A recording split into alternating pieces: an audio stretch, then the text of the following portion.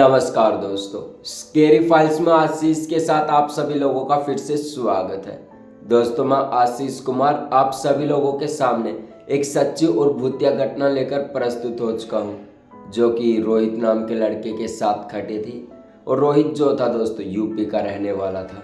इस घटना में क्या क्या रोहित के साथ हुआ ये सब मैं आप लोगों को बताऊंगा। तो दोस्तों, कहानी शुरू होने से पहले जल्दी से अपने कानों में ईयरफोन लगा लें और शुरू हो जाइए आशीष के साथ। नमस्कार दोस्तों, ये कहानी आज से करीबन 3 साल पुरानी है, जो कि रोहित के साथ घटित हुई थी। रोहित जो था अपनी फैमिली में उसका एक छोटा भाई, उसके मम्मी पापा थे, यानी कि एक प्रकार से न्यूक्लियर फैमिली, यानी कि ज़्यादा कुछ लोगों का आना जाना नहीं, बस सिंपल सा रहना, ये रोहित की फैमिली थी। और रोहित यूपी में रहा करता था। तो ऐसे ही उसके एग्ज़ाम हो चुके थे, तो अच्छी पढ़ाई चल रही थी।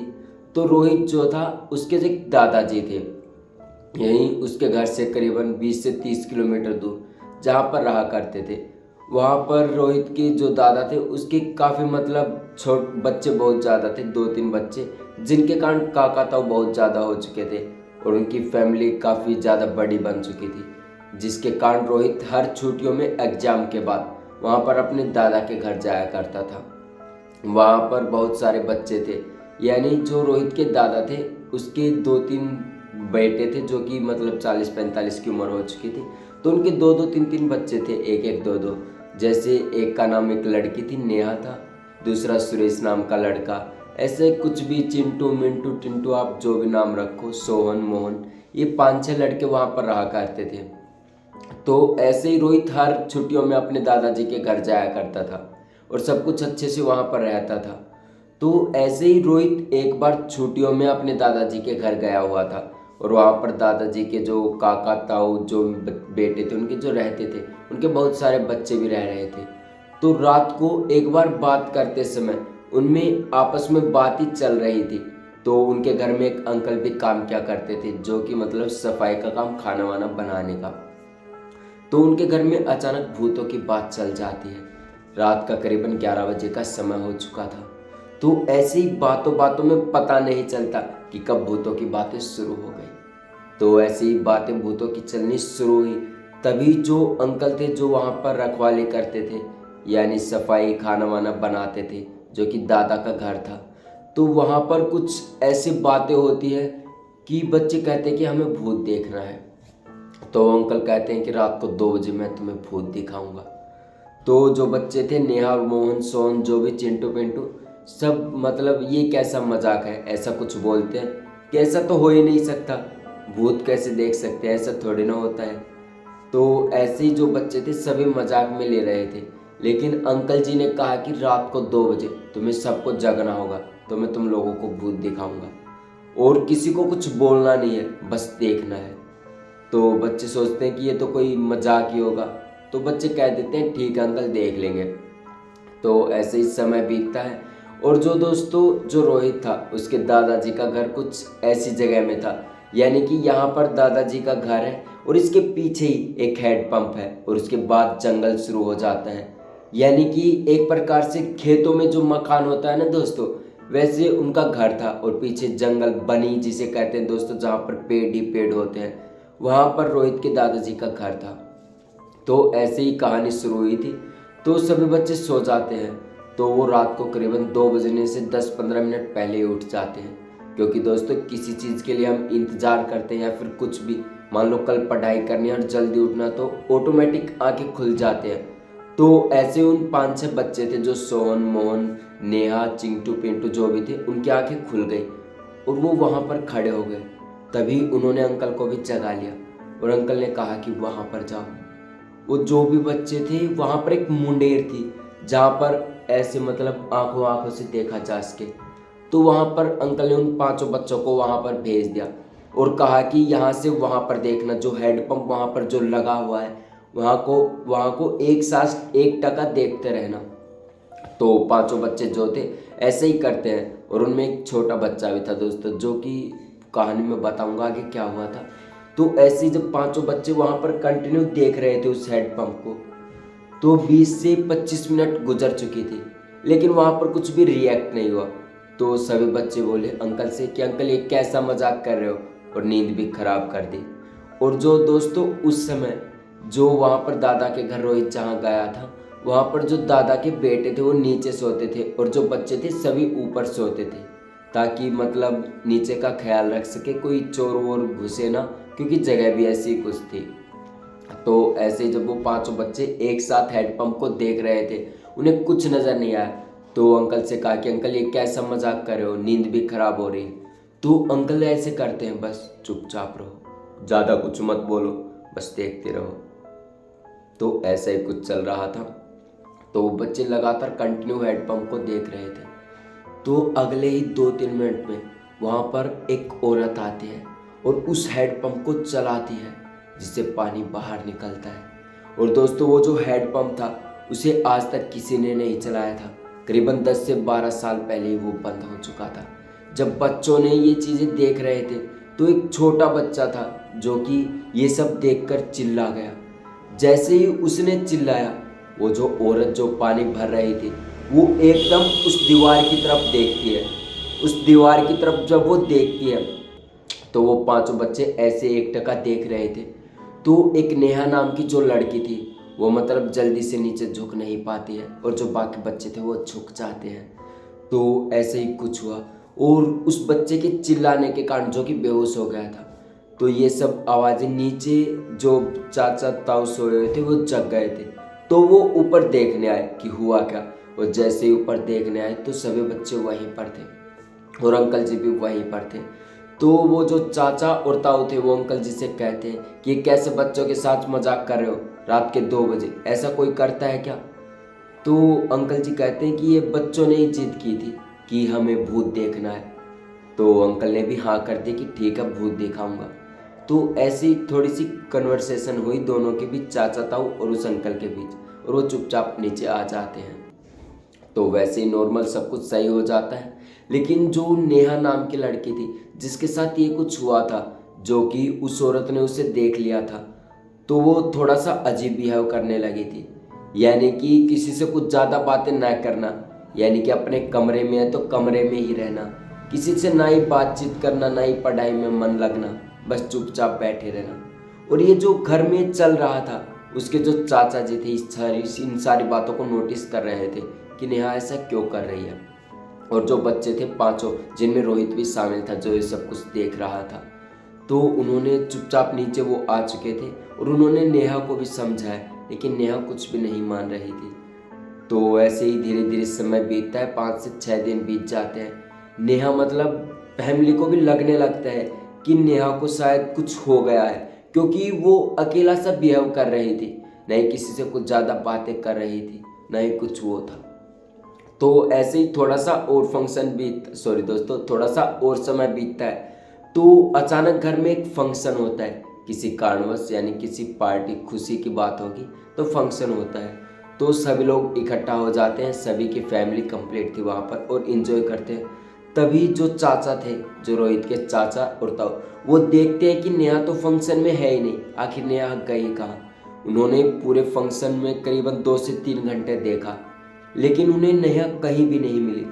तो उन्हें जैसे ही वो छत पर गए, जो सामने हेडपंप था उसके नीचे नेहा बैठी हुई थी। ये सब चीज़ें उसके चाचा ने देख ली थी। तो उसके चाचा जी सोचते हैं कि मैं नेहा को लेके आता हूँ, तब तक यहाँ पर फंक्शन चलता रहेगा। तो जैसे ही चाचा जी नेहा को हेडपंप से लेने जाते हैं, तो नेहा सख्त मना कर देती है कि मैं यहाँ से नहीं जाऊँगी, मैं यहीं ठीक हूँ, मुझे कोई पार्टी वार्टी नहीं करनी। और उसके जो चाचा थे नेहा को प्यार से मनाते हैं, लेकिन नेहा नहीं मानती। लेकिन जब नेहा के न मानने के कारण जब चाचा जी नेहा के हाथ को ऐसे खींचते हैं, तो नेहा में शायद पता नहीं कहाँ से इतनी ताकत आ गई कि नेहा हिल ही नहीं पा रही थी। ये चाचा जी को काफ़ी अजीब लगा था और उन्होंने वापस आकर फंक्शन में दादाजी को ये सब सारी बातें बताई कि ऐसे ऐसे वहाँ पर हुआ है, और नेहा को मतलब पता नहीं कहाँ से ऐसी ताकत मिल गई कि वो हिल नहीं रही है, नहीं मुझसे खींच रही है। तो दादाजी कहते हैं कि ठीक है, ये फंक्शन ख़त्म हो जाने दो, कल सुबह मैं बात करूँगा। वो कहते हैं ठीक है। तो ऐसे ही जैसे सुबह होती है, नेहा वापस अपने घर में आ जाती है और सब कुछ मतलब नॉर्मल बिहेव करने लगती है। वैसे वैसे तो लोगों से अजीब भी है था, लेकिन घर में बिल्कुल शांत अपने खुद के कमरे से बाहर नहीं निकल रही थी। तो ये सब चल रहा था, तो दादाजी को थोड़ा सा शक भी हुआ कि शायद नेहा को कुछ हो गया है, जिसके कारण ये नेहा ऐसी हरकतें कर रही है। तो जो फैमिली थी, जो दादाजी थे रोहित के, वहाँ पर एक प्लान बनाते हैं। वहाँ पर एक पंडित जी को देखते हैं पहले, जो कि घर से करीबन 500 से 600 मीटर दूर था, जो कि मतलब नॉर्मल सा घर था, जो कि पंडित था एक प्रकार से। तो वो उसके पास ले जाने की कोशिश करते हैं। तो वो नेहा से कहते हैं कि बेटा उस घर में पार्टी है, यानी कोई फंक्शन, और साथ मिलकर सभी चलेंगे, ज़रूरी है जाना, बहुत ही अच्छा लगेगा। तो नेहा को जैसे तैसे करके सभी लोग मना लेते हैं और कहते हैं कि चलो बेटा।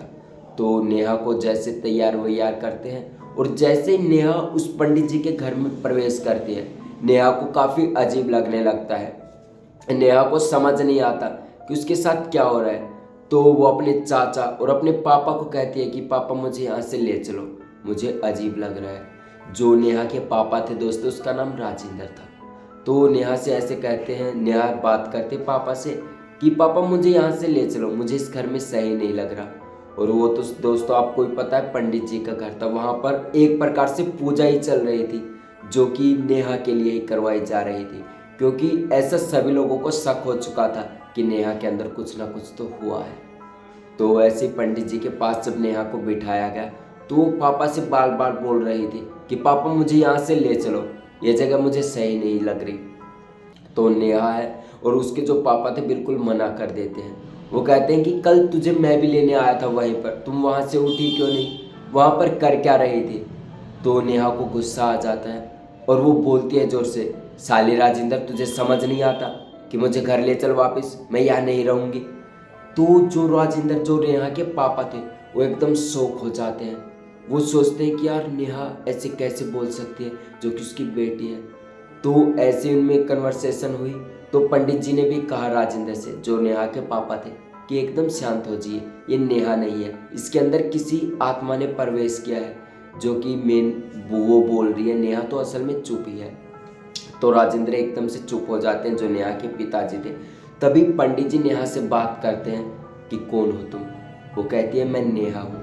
पंडित जी 3 से 4 बार पूछते हैं कि कौन हो तुम, कौन हो तुम। वो कहती है मैं नेहा हूँ और मुझे घर जाना है। वो बस इतना ही बोल रही थी। तभी पंडित जी हाथ में कुछ भस्म लगाते हैं, हाथ में राख लेते हैं और ऐसे नेहा के ऊपर फेंक देते हैं।